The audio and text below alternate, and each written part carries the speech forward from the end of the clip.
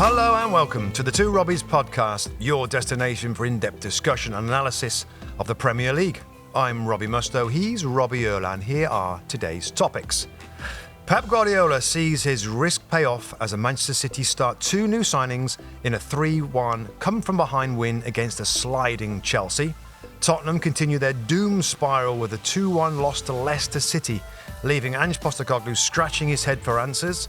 And Manchester United come up with a deflected winner against Fulham in a game which still shows how much improvement is still needed under Ruben Amorim. That's what we've got coming up in today's episode. Okay, my friend, another crazy weekend in the Premier League. Storylines everywhere. We'll start at the Etihad. Manchester City coming off a midweek defeat in the Champions League. That means they play Club Brugge this week and have to win that game to be sure of Champions League football. But they turn their attention to the Premier League against a Chelsea team that have surprised one or two people this season. It was always going to be a test for Manchester City. What was your takeaways, Rob? A couple of the new signings started the game. Yeah. There was a bit of luck maybe at Pep's rebuilding of what Manchester City might look like. What did you think about the selections and the game in general? Well, the selections is part of the story, isn't it? You know, we know that they've signed three players, and we know that they're kind of once those players involved straight away. Marmoush started on the left-hand side. Omar Marmoush, $78 million from Eintracht Frankfurt. Looked very bright. Yeah. Is a little bit different to what City have got in terms of runs in behind. It looks like he likes the direct approach. Yeah. And I thought he played really close to Erling Haaland, which is again something a little different. Usually it's the wingers that stay really wide. They receive the ball, they dribble. Grealish is a little different. So Marmoush offers something different. I'm excited to see how that develops. Yeah. The 20-year-old centre-back, Rob, was a story in the game. Abdelkir Kuzanov, this young Uzbek international player from Lens in French football, 20 years of age, got the start. A start in this game, you know, with the champions Manchester City against Chelsea, and he had a nightmare start. I think everybody knows that. He had a bit of I think he was super nervous. His first touch was a guided header back to the goalkeeper, which didn't find its way there. Chelsea jumped on it.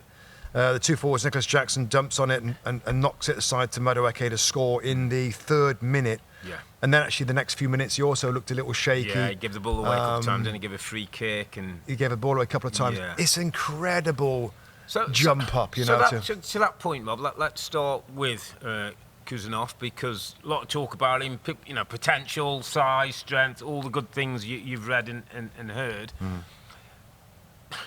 In hindsight, would you say Pep possibly made a bit of a mistake there, giving him his debut, sticking it? I mean, this is a Premier League against a blue chip opposition, maybe not, you know, playing as well as they can, but that's a big call, isn't it, to go from French football, 20 years of age, into a team that's not particularly playing and defending as well as in the past.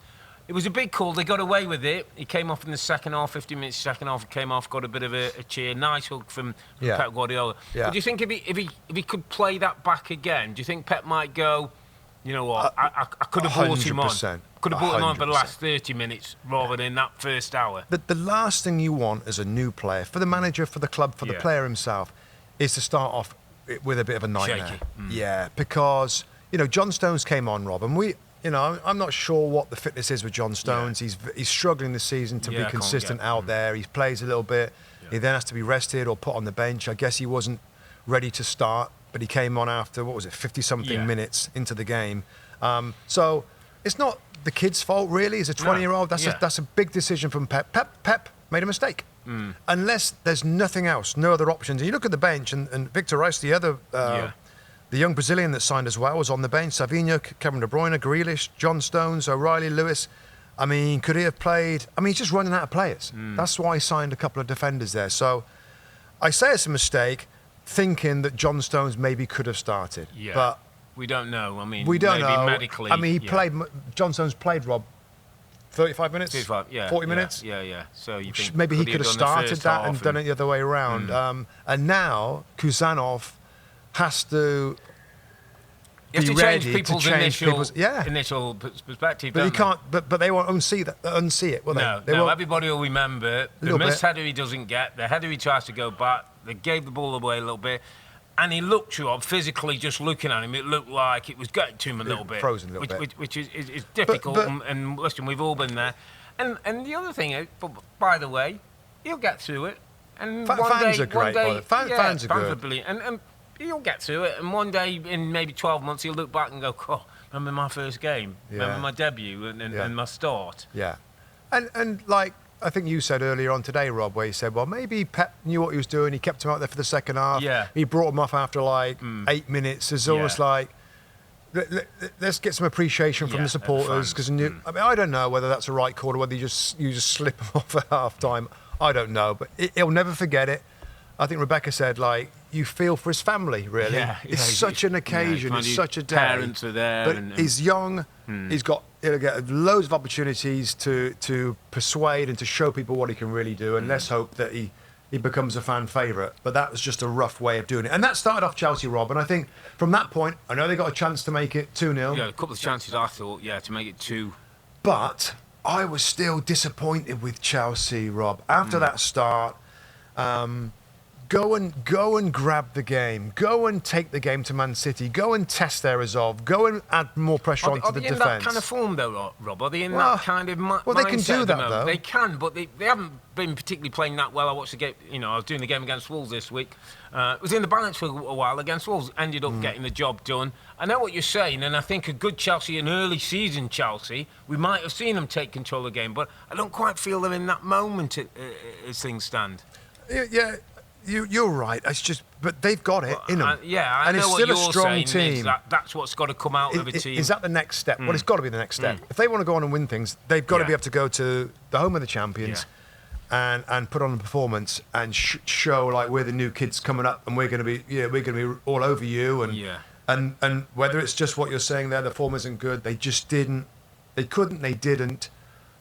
I don't think they really went for the game as to say, puff out the chest, say, come on, we're here to stay. I sensed it was one of them, and again, just slightly different, not totally different view, but I sensed like, and we've all played in games, sometimes, you go 1-0 up in a couple of minutes, and the other team are like all over it, and like, when I was playing, I'd always say to the boys, come on, let's steam in here, let's go and get a second and get us. And I just didn't feel as though Chelsea did that. I thought they had a couple of chances. They had a couple of chances, but it wasn't through dominating. No, it wasn't through, but you got good chances of the game. You got a debutant centre-back who's having a bit of a time of it. I just thought make the most of those opportunities because Manchester City, as the game played out, will come back into things and will have their moments. And I just felt like there was a 15 or 20-minute spell early in the game that Chelsea could have put a very different imprint on things, but it wasn't as it happened. And fair to play to Manchester City because goal down after the defeat against PSG, conceding 4 goals in the manner they did, to go 1 down against the Chelsea team that still has its threats. Eventually get back Gvardiol from that left-hand side that I thought played really well with Mamouche. I like him, by the way, Rob. Yeah, no, he looks lively, doesn't he? Different option, bit more pace, he's dynamic, very good runner. Just offside a couple of times. Just his timing wasn't quite right, but looks a threat. And then they get the goal through Haaland. Long ball assist from Ederson. Yeah. Haaland gets the goal, and then Foden finishes off, and it ends up a 3-1 result for Manchester City, which was needed right now and closes the gap in Champions League spots. They jump up to the top 4 positions right now. I think the standouts a little bit. Phil Foden. That's 4 goals now scored in straight, which he's never done before. Apparently our stats guys tells us, so that's good for him. Foden looks happy, looks a threat, looks lively again. Erling Haaland's goal, Rob, is another talking point. And you know where we're going with this, and the Chelsea fans will know where we're going with this. Robert Sanchez made an error, thought he could maybe get to the ball before the Norwegian striker did. He realised he was no way getting to it, and then tries to retreat into the goal line, and then he's in that no man's land that we talk about the goalkeepers never want to get into.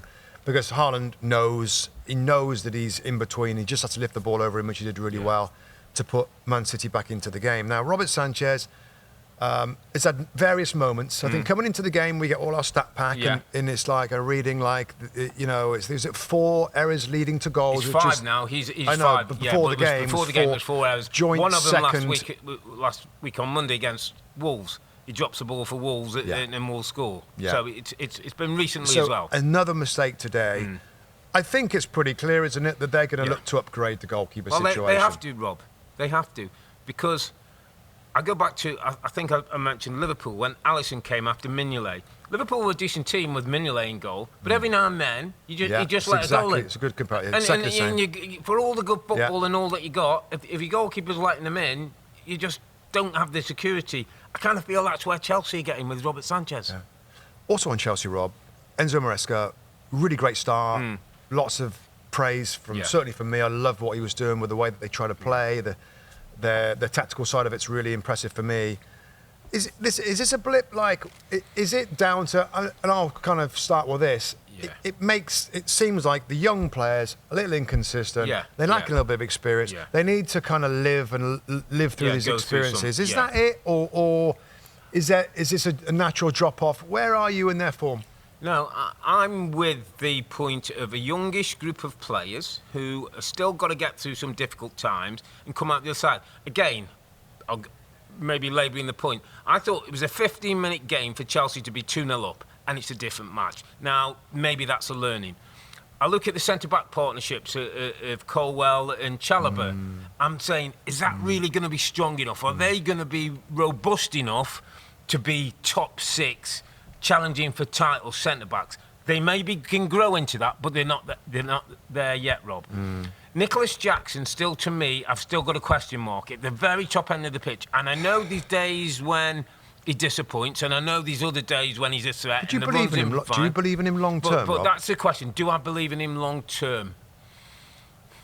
I don't, in terms of where. If Chelsea are talking about challenging for titles, I think you have to have more consistency. There were things that he did yesterday at the weekend in the game, Rob, where. But we see this from him. We do, and I know, and that's him. And I'm not saying we've all got our flaws. Geez, I had many of them. But I'm saying if Chelsea want to be at the top end, we've got to get better. He's got to get better. He has improved. He has improved. He's just stalling a little bit at the moment. Yeah, I don't know. I think he's still. He could be one of them useful. Sometimes looks awkward, but he might bang in some goals, Rob. And I don't know. We'll see on that. Anybody else stand out for you? Man City? Well, anybody? I'm going to go to my underappreciated performer of the weekend, and it's a guy who many will think, well, is he underappreciated? I'm going to go to little Bernardo Silva, my friend, who I just keep an eye on in certain games, and particularly. Not just for this, but particularly when Kuzanov was having a real difficult time of it. Bernardo Silva almost came from the right side of the pitch and got close to Kuzanov. Got off his toes, really. Got the ball off him a little bit. Made sure nobody was taking, that Chelsea weren't focusing on him. I think had a word in his ear once or twice just to pep him up, keep going, well done. He's a little diamond, mate. He is a little diamond. And the new players have come in, and the young, the 20-year-olds are here, and they're going to be so important for City going forward. But a couple of old heads, a couple of standard bearers, a couple of people who keep the standard of what's required. Bernardo Silva is a little diamond for Pep Guardiola to have in games, round the dressing room and round the football pitch. And I saw a lovely quote from him, just quick story, where I think it was Kyle Walker at the start of the season was talking about how he was, going to the gym and training really hard and wanted to get himself fit. Bernardo Silva went, yeah, I'll be on the training pitch. A bit like he's going to do it with the ball. Yeah. And his bravery and his strength and his thing is about getting on the ball, Rob, and keep. When Manchester City was struggling just to net a few passes together against Chelsea, he went back there and he controlled and got everybody back playing and settled it down. And I just think he's an absolute diamond to have for a manager, and I don't think he's always as well appreciated. It wasn't what he was necessarily doing on the ball. Certain people, I'm sure the manager appreciates him, and the Man City fans appreciate him, but in general, the neutrals, what a little player, and what a little player. Great player. Last question for you. Yeah. Man City, in terms of, obviously 100% would be at their very best. Where are they right now? Are they over under 80%? Yeah, around 75. Still. I'll tell you what I did like a couple of times, Rob, and it was part of the Haaland goal. I liked when he went back to front a little bit quicker into Haaland, and then Mamouche and people went and joined him as an alternative to possession. If people are going to do the man-to-man press. That's a little bit of future that Pep might mix up a little bit more. Mix it up a little bit more. Yeah. He's talked about that press in man-to-man and how harder to play. Harder. Now and then going into the big lad with good runners around him might not be the worst thing. So. Good for City to get the 3 points, get themselves back into Champions League positions. For Chelsea, obviously a little bit of a poor run. Got to kind of get out this funk and get themselves going again. All right, talking about a poor run. Wow. Go on then. This is the headline of the weekend, mate. This is the headline of the weekend. We talked last week after Spurs had got beaten 3-2 by Everton, 3-0 down after 45 minutes. And I remember saying to you, Rob... I remember what you said. They dare not lose next week. I know. They dare not lose next week. Tottenham 1, Leicester City 2. Richarlison scores on 33. Jamie Vardy equalises on 46. This is just after half-time, 46th minute. And then a couple of minutes after that, Al Khanous, the bright, young 20-year-old attacking midfield player, scores on the 50th minute. Nightmare 5 minutes for Tottenham. They go behind to Leicester City 2-1. And the unthinkable happened. The unthinkable happened that Tottenham... with a couple of players back, we had Richarlison starting up front. You got a front three, by the way, of Kulusevski, Richarlison, and Heung-min Son. Correct. And the midfield, by the way. Bentancur, experienced international player, perhaps and Lucas Bergvall, who's done pretty well. Maddison was not fit and available. Let's match them up against what they were playing against. Winks and Samari and RU. You know, it's not like they're playing the top players. Yeah. Listen. First of all, let's get this out there. The injuries are hampering and are a problem to Spurs, the number of injuries. You made a good point about some of the injuries, the muscle injuries, and what is happening, what can be done. You just feel like that is something that needs addressing. The club's got to address it. There's no doubt that the number of injuries are affecting Spurs. So that's a given, right? We'll put that out. Yep. But based on that, based on what's left, based on situations, based on being 1-0 up at half-time against a Leicester team that have lost 7 on the bounce, you second... At home, 62,000 people in the... 5-minute spell, Leicester have got the tails up, have got a couple of goals, and all of a sudden, it's all on you. That isn't good enough, Rob.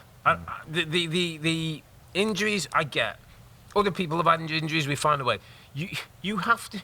The game management, the structure, the drive and desire, the lack of errors, the decision-making, Porro and Bentancur getting caught on the right-hand side, Leicester win the ball and go. And those things, Rob, can be addressed. And they're not being addressed in a manner that the manager continued. Like after the game, he said, well, yeah, their goals were their goals. And almost like a bit dismissive.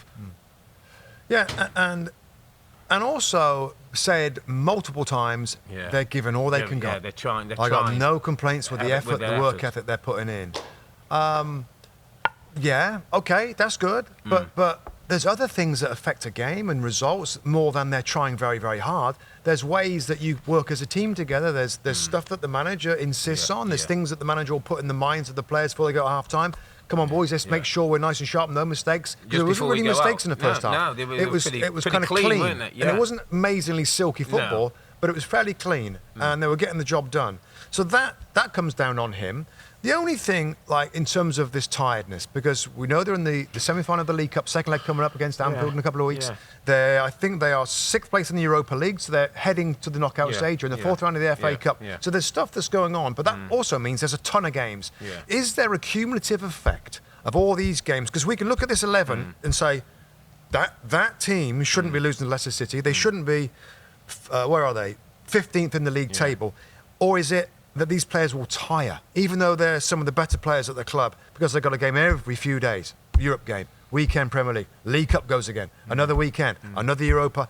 I mean, okay, I get is there it, any? Rob. I'm just trying to give some more. more. And it's a good point. It's a good point to make, and I get it, and I kind of feel like there's a mood around Spurs and the players. So today is an interesting one, and James Maddison intrigues me at this football club because sometimes I can't understand why he isn't playing. He's on the bench even against the bigger games, and he's had a little run of form. Run recently. He's had a little run, and then today we were told that sometime just before the game was announced or they picked the squad, that James Maddison had picked a little something. He was tired from the rigours of the midweek game. He hadn't recovered. So he hadn't recovered. So he wasn't ready. He should be okay in the next week or two. Now, I would say, okay, that's fine. If you don't want him to get another injury, so you're protecting him and protecting the squad and all that. Starting, I get that, Rob. I absolutely get that. And Richarlison come off not happy because he's protecting him at a time. But let me get to my point: is we've seen Manchester City, and okay, this is a year when it hasn't quite happened, playing every 3 days on a regular basis, and the majority of players play all the games. Yeah, tiny squad. Liverpool FC have Mo Salah, mate, who plays every 3 games, rarely misses a game. Every 3 days, rarely misses a game, and continues to play. It's almost like there's a bit of we're Spurs players, and I'm a bit tired. Does the intensity of the training and what is asked in a match make a difference? Liverpool, this season, do a lot. Everybody's it's more controlled and resting. You can rest a little bit in the games. It's not quite so crazy. Where Spurs, I feel like when they're at the best, it really is kind of gung ho. It was a bit Bielsa-esque when he was doing the thing, and then they were starting to pick up injuries in the same thing. Yeah. And that's what I'm wondering: is that what's happening at Spurs? Because you should be able, Rob, a top-class professional footballer now should be able to play every 3 or 4 days. I agree with you, by the way, but devil's advocate, is it a quicker game now than it ever was? Of course it is. The games are longer than they've ever been. It is, but you still see a certain number of players who continue to be generally out there on a regular basis doing that. I know. I'll tell you what you said last time, mate. I'm going to bring it up. You said if he loses to Leicester, he'll get fired. He could get fired, and I still think that's the case. Certainly, even more so when the fans at the end were booing, obviously, what they saw, and then they turned their attention to Daniel Levy, because Daniel Levy doesn't like the spotlight on him. Doesn't like the camera. And there was a banner about 16 managers and 1 cup and all the rest of it, that they expect more. And sometimes to get him out there, the spotlight, he'll sack a manager. He sacked Jose Mourinho when they were in a League Cup final, and they haven't won a trophy. So he's a serial winner, and he sacked him. So I don't think that, and I know all the noise, and I know people are suggesting that and just second season, and it won't happen yet. If Daniel Levy thinks he can get another guy and it's the best thing for the football club, he'll do it. Yeah, now, I don't disagree with that. I think he's okay for the time being. I think the cups have helped him. Being in 3 cup competitions, You just said. Yeah, it's not maybe enough to say but I think just don't know who else is there. Who else is there? Based on the league position and the cups, I think he's safe for a couple of weeks. If they get done by Brentford, if they go crashing out of the League Cup, and another couple more results, he's gone. He's gone, man. Because at that point, you got to be worried about their safety in the league, which is insane to talk about. I said today on air, it's an 8-point gap right now, right, between the bottom 3 and Spurs. 8 points. Yeah. That's a good gap. If it starts getting less than 8. Right, and you start to get to 5s, that's alarm bells properly going off, and at that point, it looks like they're flat out on their feet. Looks like their football today was dire, and that's the biggest concern for me is their football's not there either, and that's been the same for a while. And I know the fullbacks aren't quite being so crazy with their football, the silkiness and the attacking and the entertainment has not been the same. They had all second half, Rob, to make something happen against Leicester City, who were ahead in the game and were sitting off the match. And Spurs, through the middle, couldn't find a way through. There was no kind of real stretching the opponents. That's what worries me more than anything else, about the injuries, about... Well, because that's his thing, isn't it? That's what he should... That's what he's going to always go back to. And the midfield players and the front players, who got a lot of the ball, they didn't really create anything, Rob. That's a bigger worry for me in terms of where it's going. The biggest indictment for Spurs, and the biggest problem you have is you look at the table. It's a big sick club with the best stadium in the country, 62,000 people, and they're 15th in the Premier League, Rob. They've just been beaten by Everton, who don't score goals, go 3-0 up. They've just been beaten by Leicester, who lost 7 straight goals on the bounce. I mean, where else are we going? They've lost 13 Premier League games, as many as Ipswich, who've just come out into the Premier League. Well, it's 1 or 2 weeks. Isn't it? Yeah, it's a week by week. If that 8-point gap gets to 5, they get beat by Brentford, and Everton start picking up as we see with Moisey. Yeah, you got Wolves then. I mean, Wolves they find a little bit of form. That's a proper. That's incredible. Can you imagine that? To even say Spurs are in a relegation. 5th last year. Yeah, 5th last year. 5 years ago, they were in the Champions League final against Liverpool. 5 years ago. And finishing up, Rob, the last thing that this club wants to do is fire its manager. It's had so many kind of he's going to get the job done and get us over the line. And it hasn't worked out and they've had to make changes. They don't want to do it again. But if it becomes a situation where they're in a relegation fight and the confidence is down, and they still get a ton of injuries, more every week. By the way, it's every week there's more. Yeah. And these players have got to get back and get fit, mate. It's not just getting back. So that's just going to be an ongoing story, I think, for Tottenham Hotspur and Postecoglou. Let's see how this one plays out. Let's go to Craven Cottage, my friend.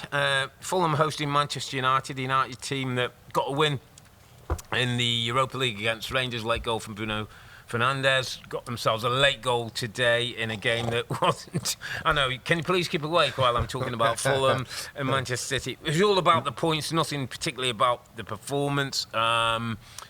Listen, United got the job done, Rob. We're in that territory, aren't we, where you say it's about the points. They got the points. They hung in there. Young Collier makes a great defensive block for a header that would have given 1-1 and would have looked very different. I thought the biggest thing at the end of the game was the fan support for what you've seen. It was incredible. They're good fans. It was incredible. They're good fans, Man United. United. It wasn't a great watch. I said to Bex, it's good points, terrible watch. Can I say something a little controversial? Is it really more important the points than performance today? Yeah. What do they need the points for? What do they need the points for? Yeah.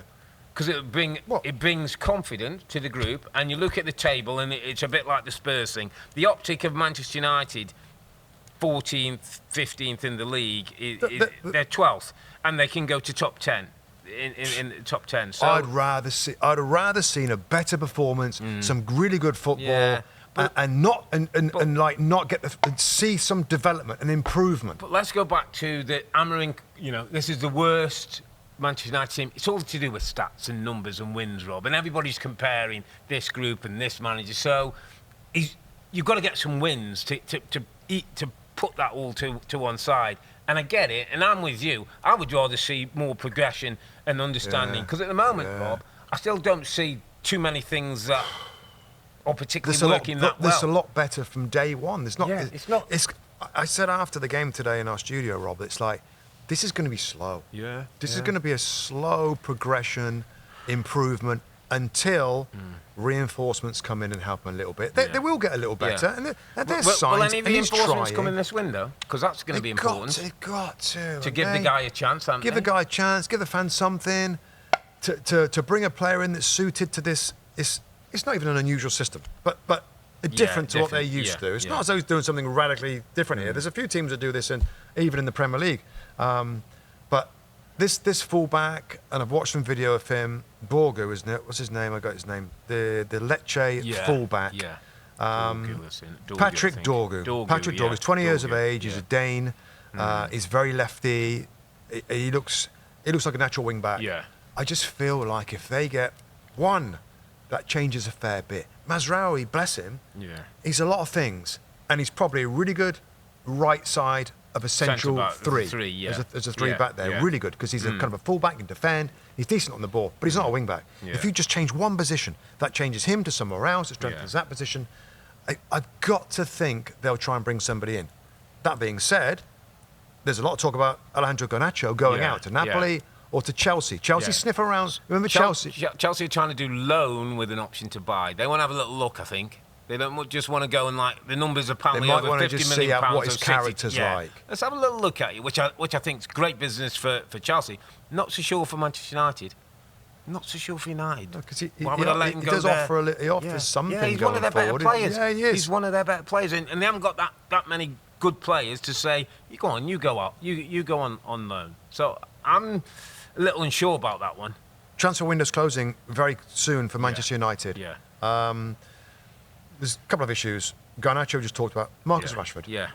Problem. Huge problem. By the way, that quote, you talk, I'll try and find this quote again from the manager after the game. Oh, okay. You know, the quote, there was a quote, I haven't told you about it. It's a quote I was reading afterwards. Today's game? After today's game, there was a quote in a press conference afterwards. I won't be able to find it about now. Marcus Rashford? Yes. Here it is. Well, he wasn't involved in the squad at all, was he, today? So, tells you everything. He's, 7 days to go in the transfer window? Right. So, this is from Miguel Delaney, who's a reporter, isn't he? Right? Yeah, well-respected reporter. And he's saying in his social media post here, Amorim on Rashford, quote, I would put Vitali, the reserve goalkeeper, on the bench before a player who doesn't give the maximum. Quote unquote. Yes. So Amorim on Rashford. I'll put Vitali, well, the reserve goalkeeper on the bench before a player who doesn't give the maximum. Again, this is just a quick. Yeah. You know. So we don't know totally the source. And this is just after the game, by the way. Yeah, so it's stuff got to be put out there. Yeah. Well, that tells you that right now he's doing everything to sell him, get him out of the football club. And Rashford's not. And if that's a true quote from the manager, who doesn't give his maximum. Yeah. Well, these disappointing is that? It's come to an end, hasn't it? It's come to an end. But the problem is salary, Rob, and transfer fee. People ain't going to be paying it. Yeah. Well, to go to Barcelona, they're going to want the transfer fees subsidised. They're going to want a low fee, because we've got to pay them a lot of money. Correct. And it's just whether the club want that enough. And then from PSR, that's not a great look for Manchester United. So. No. The other, I have to go with one, Rob, and it keeps getting stronger in me. And I don't particularly get this with individual players. Rasmus Højlund, my friend. It's not like you to go for a player that you've gone for him today. And I'm not going for him in like a nasty. No, you're not. But I am pointing out that I think he's 21, 22 years of age. Got 10 Premier League goals last season in the league. Potentially came in for big number from Atalanta. 21, still young. So more can come, and I get that. Right now, mate, as a centre forward for Manchester United, he is nowhere near. Nowhere near when you've got the ball. Even worse today, I was watching him because I'm getting a bit transfixed with his sort of body language, Rob, and his personality. Not chasing back, not helping the team when they're unsure. You did a lovely breakdown at showing how the midfield were getting overrun and how they were getting hurt in the wide areas. His job to come back and sit on Lukic or Berg, he stands up there. Diallo was telling him, Bruno Fernandes was telling him, he looks back at people as if like, what are you saying? I'm a centre forward. Like, get me some service. I'm at the stage, Rob, already where I'd be saying, nah, let's cash in. Let's cash in. He isn't giving the team nothing. Zirkzee is probably going to have to come into the team now. It's not been great, but he's the best option up there, isn't he? We talked about key positions and wing back. A centre forward, not far mate. Off, a centre forward who's going to grow with us and give us something. Now, Gyökeres, who he knows from Sporting, is one that's being talked about, but that's going to be big numbers. So he's going to have to shift out a couple of players. But I felt today, Rasmus Højlund back in the team. Didn't offer anything. No, he didn't. And it was a struggle to watch. It was a hard watch today, Man United. They get the result and they get the little deflection on the goal. Well done. Good celebrations, feel-good factor and all that. But some of the football is still, and without the ball, without getting into the X's and O's too much. God, those two central midfield players. I wouldn't want to be one of those two. Nah. They get stretched to the outside because there's nobody there. I think I'd be grabbing hold of Ahmad or one of those or thing and saying, come and give me some help in here. I'm chasing around here like crazy. So, I mean, if they have more possession, that mitigates that. But, so, and that's what the manager wants: more possession, more control, more passing, more dominance. We're still not seeing too much of that. That's why he wants to get back. A game like today, I know he had a quick wave with the fans. He seemed to get down the tunnel reasonably early. Went in, obviously had what he said, done a bit of a press conference. When he sits at home tonight, Rob, what do you think he thinks about the game, the job of what? I think it's not just today. I think it's the last few weeks. I think he's thinking, this is a really hard job. This and Man United position after Sir Alex Ferguson has been a really hard job. And even now, with some of the signings they've made over the last decade, they're left with some of them, and it's a really hard job. They're not good enough, are they? They're not really good enough. You could go down the team list today and put a mark out of 10, how they are. There's not many 7s and 8s out of 10 for it to be at this club, more than 5 and 6s in average. Is that Man United standard, or is that Premier League standard? Because like, you could go down Fulham and do a similar job or whatever. But I think the Man United standard has always been a bit higher. It's 1 or 2 notches higher than normal. But I'm talking about normal Premier League players, Rob. Yeah. I could go down the list of Fulham, and the numbers wouldn't be much similar. Different. Yeah, that's what I'm saying. And that explains where they are. They're below Fulham, and they're in the bottom half of the table. And when you haven't got your star player, is such a highest earning player in Marcus Rashford available, that's not great. Garnacho's starting to play now, which is good. He hasn't been playing. And the new system doesn't really suit them. So there's a lot that makes it challenging, but a couple of new signings, figure out the Rashford thing, it might start to look a lot better. It's slow. It's going to be slow. Yeah, absolutely. Manchester United.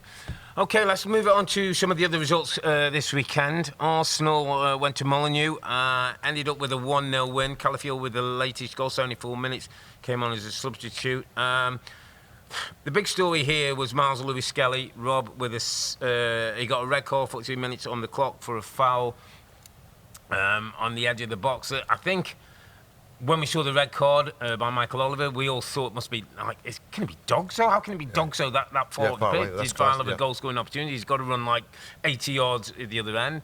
So then we look at it and we get the match centre. We thought, do we miss a yellow card? Yeah. Was this a second yellow card? Did he get a yellow, then a red? We see no, this is a straight red. Serious foul play. Well, there's the only thing left. Which obviously is endangering the safety of opponent or excessive force. Yeah, in a challenge. In a challenge, yeah. Which was neither of the two. And we looked at it a few times, didn't we? And we kept saying, scratching our head like, how's that a red?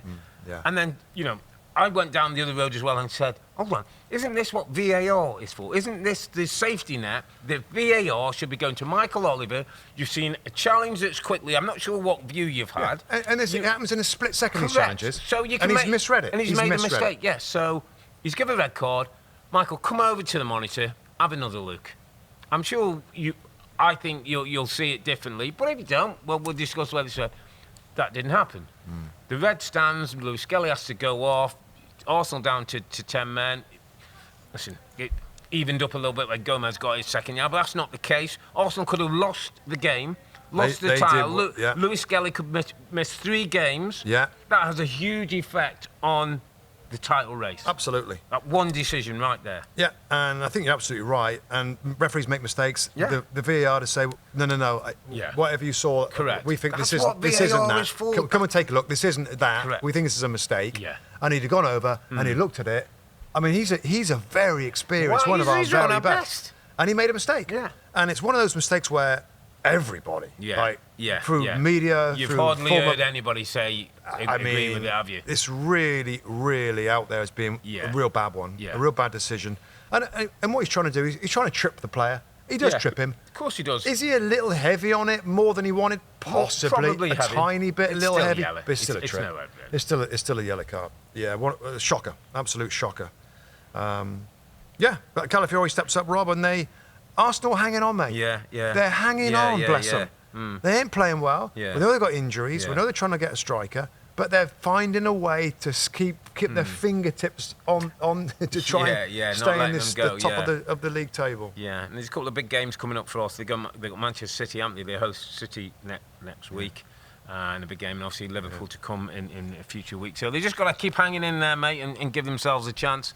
But as you say, we'll see what happens with this Lewis-Skelly thing, whether it's appealed, whether they get off. I'll be amazed. Sure, I'm sure it's a bad look for the PGMOL and Howard Webb and his group. And we have the meetings with them. Yeah. And there'll be one in a couple of months' time, and they'll go over what they think was controversial or worth discussion. Yeah.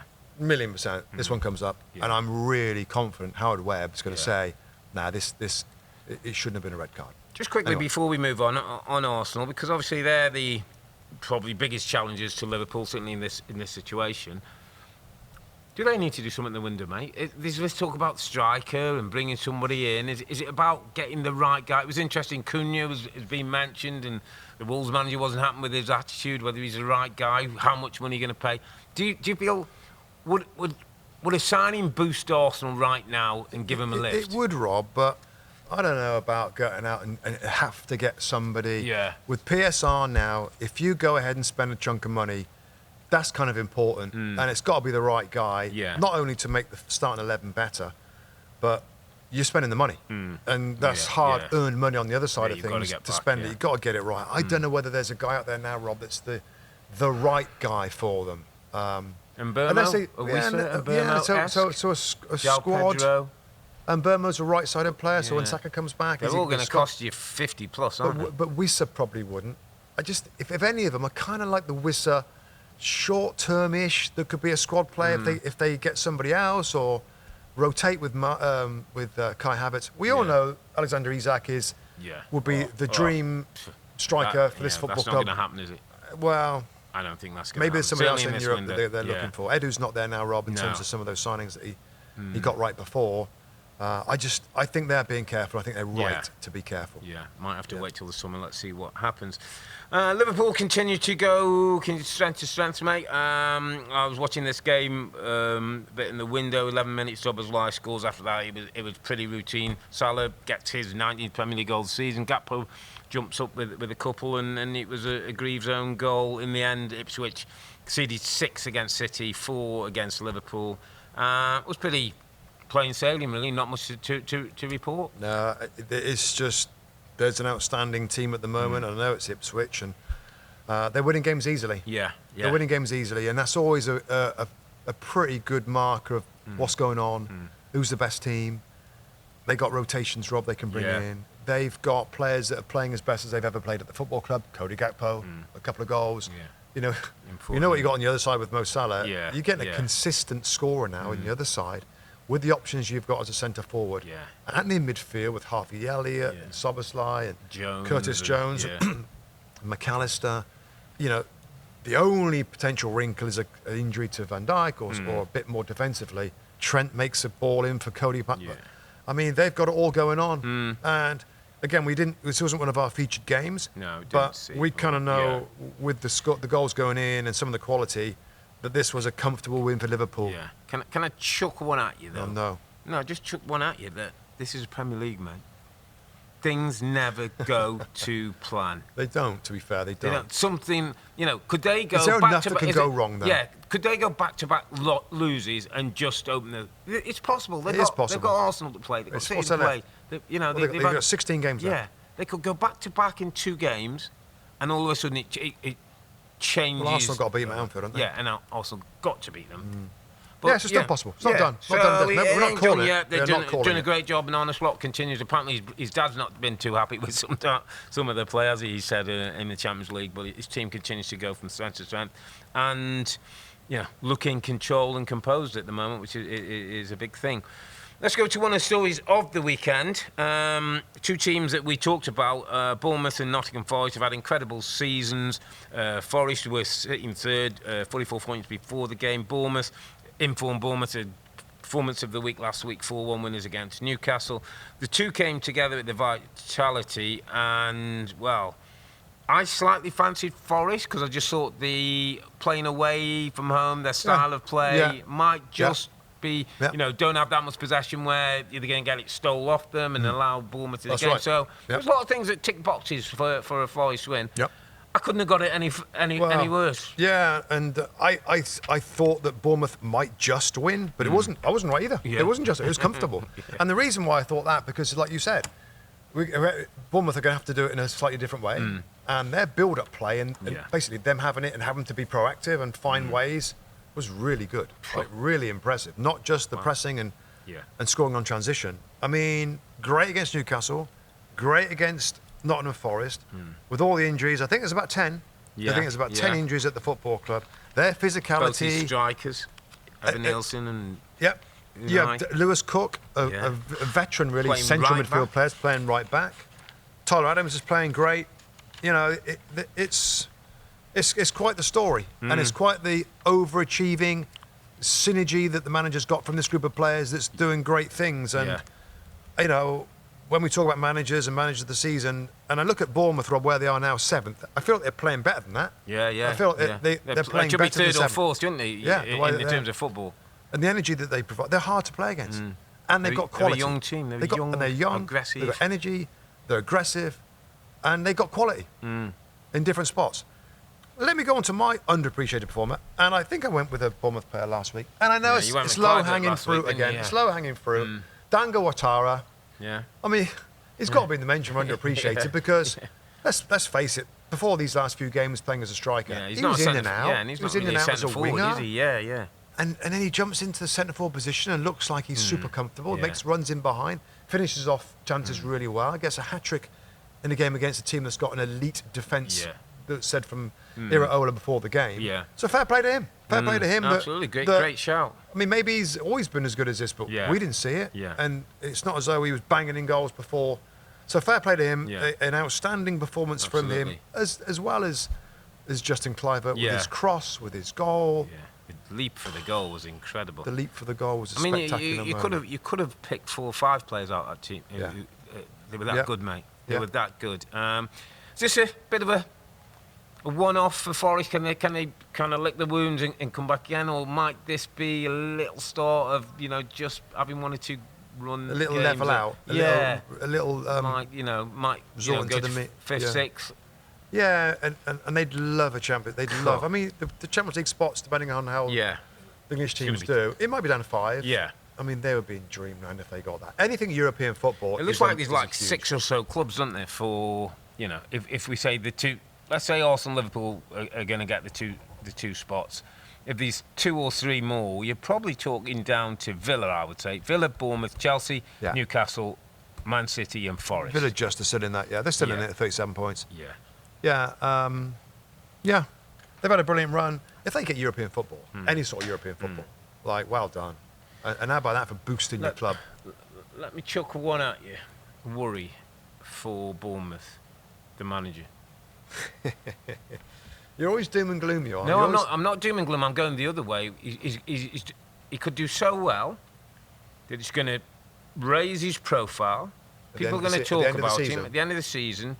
And Tottenham Hotspur, for instance, might just decide he looks like he's Pocheskin, done good work at another smaller club, could come into our club, plays good football, works with players, you can see the development.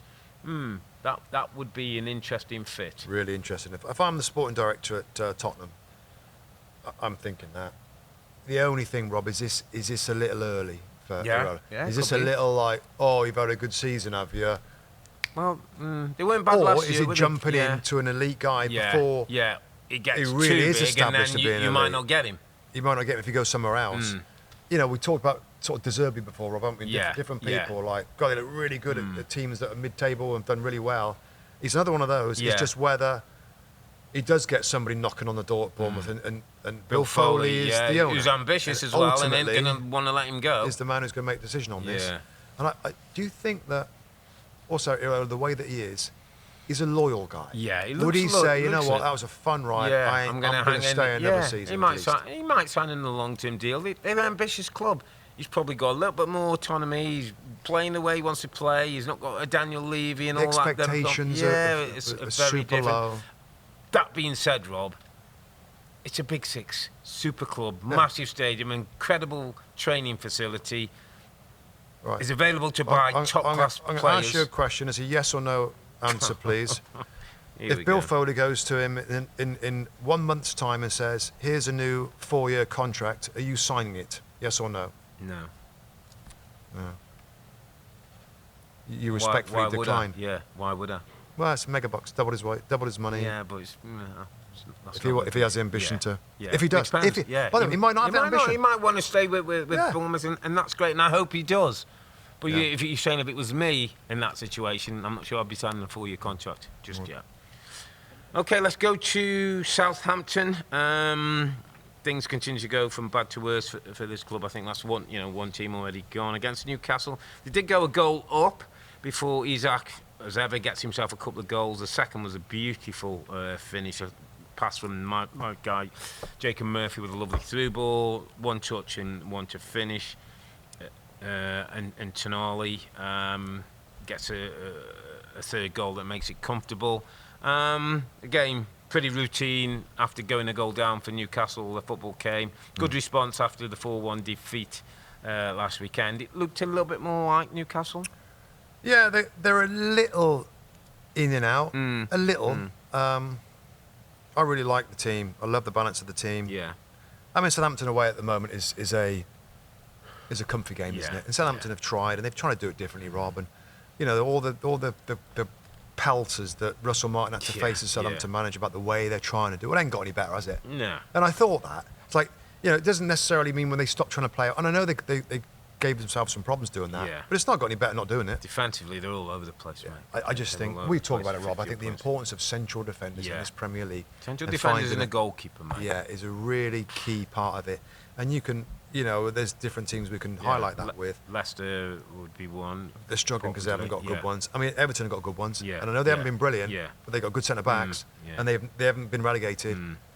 if you're coming into this league, Solid. first thing you're saying to your chairman is, let's get some really good centre-backs. Leicester have not upgraded, and others haven't as well. Southampton are struggling. That's a good result for Newcastle United for sure. Other games, Brighton 0, Everton 1. David Moyes. Big result. Premier League wins. Moyes is back. 700 Premier League matches, by the way. Only Arsene Wenger and Alex Ferguson have had more. Yeah. And classic David Moyes. Classic David. A little bit more just gives you threat a in the bit, top end. A little bit more threat than was there. But that's not... It's not like, and give up the defensive structure because we're going forward. It's still the balance. And it's probably trusting the centre-backs. Yeah. Trusting the centre-backs a little bit more. We've got 2 good centre-backs here. We have a brilliant, really great goalkeeper. Yeah, got top goalkeeper. So let's just go for a little bit more, get more people in the box. Yeah, he said it on day one. We've got to get more crosses, more people in the box, double. More quality, yeah. And he's just turned up the dial a little bit, which we all wanted Sean Dyche to do. Yeah. And that's back-to-back now, isn't it, for them? They got a little cushion now and fair play. I want to see Everton in the Premier League next year. Have you seen the videos of the new stadium? Incredible. I mean, it's a beauty of a stadium. We've got the right derby coming up, haven't we? Oh. Last one at Goodison, and then obviously moving on to there. Unfortunately, I've got to ask you about Dominic Calvert-Lewin, my friend, who, with nobody around him, went running for a ball, held the back of his leg, got taken off.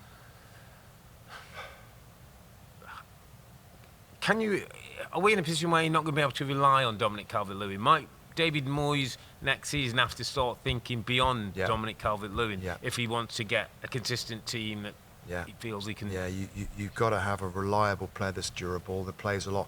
He's had a pretty good run this year, by the way, compared to previous seasons. No, he doesn't being fit. No, he has. And then another... I mean, how many times have we talked about injuries this year? Yeah. I'm not happy about it. We don't want to talk about injuries. Sure. The fans and that, they want to see the best players play all the time. Yeah. I feel like our sport and the Premier League, probably our sport in general, when the fans turn up and turn on the TV and want to, they get the team like, where's he and where's he? You want all the big names out, Yeah, it's frustrating. When we watch our American sports, right? There's the LeBron's there or Steph Curry's there. And I don't know, it just seems to affect our sport so much, the injuries. Maybe too many games. UEFA want more games. FIFA want more games. The Premier League, the Premier League doesn't want more games. But Club, all these different games, European extra rounds, longer games of stoppage time. I don't know. It's like, I don't know. It's not great spectacle when so many of the star players in all teams, are they going to play or not? We don't know. Yeah. We don't know. When we get the team sheets, we don't know who's, for the most part, who's going to show up.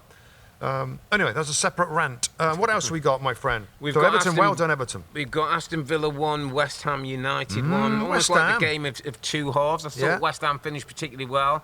Disappointed, I think, in the end that they didn't get the win. They had a goal disallowed for an offside for Soucek, who set up Paquetá. They looked the more likely in the second half. I thought Villa, as we've seen after Champions League, doesn't quite happen for them. I thought, actually, the Marlon and Duran came on as subs late on and actually didn't hardly get a kick. They had very little threat, although the game was going away from Villa at that stage. And I thought there was some encouraging signs for West Ham and Graham Potter. Absolutely. That's the word I'd say, encouraging.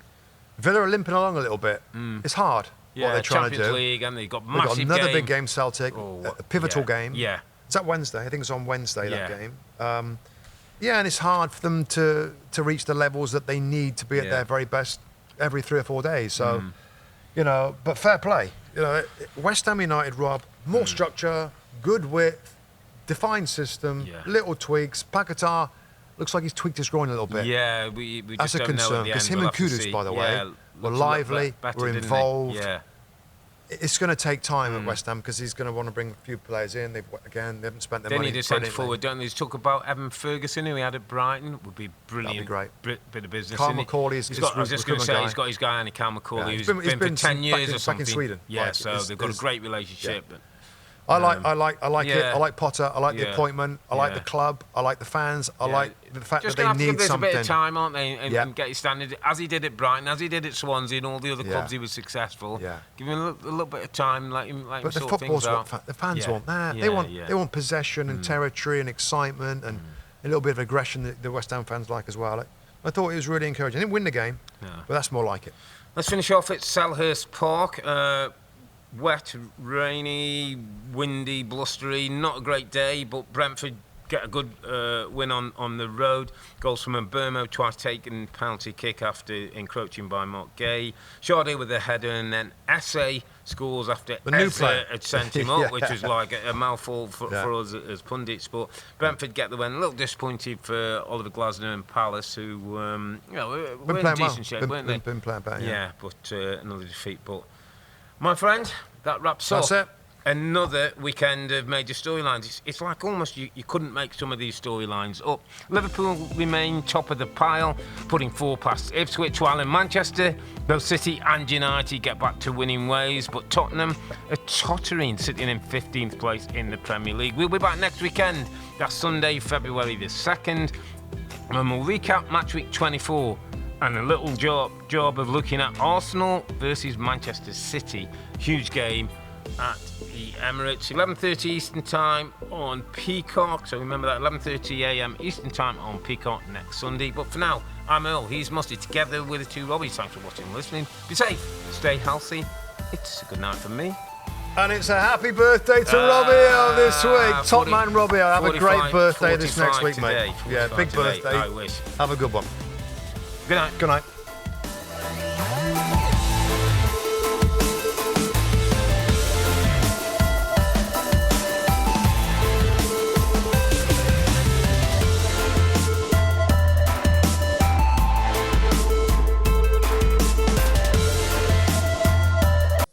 Hi there, I'm Rebecca Lowe, studio host of NBC's coverage of the Premier League. Don't forget to hit subscribe to watch more videos all season long. And if you want even more Premier League content, from original series to live matches, head over to Peacock.